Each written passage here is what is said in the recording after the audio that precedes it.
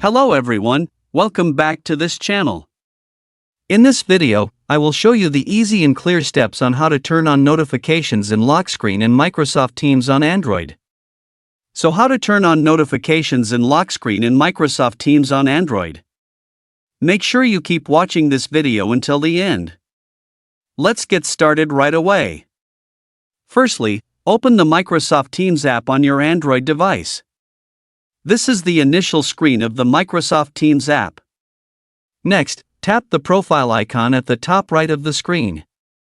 And a scrolling down menu will appear. Tap Menu Settings. And tap the Notification menu. And tap General Activity. Tap Lock Screen. So that's it, this tutorial on how to turn on notifications in lock screen in Microsoft Teams on Android. Thank you for watching.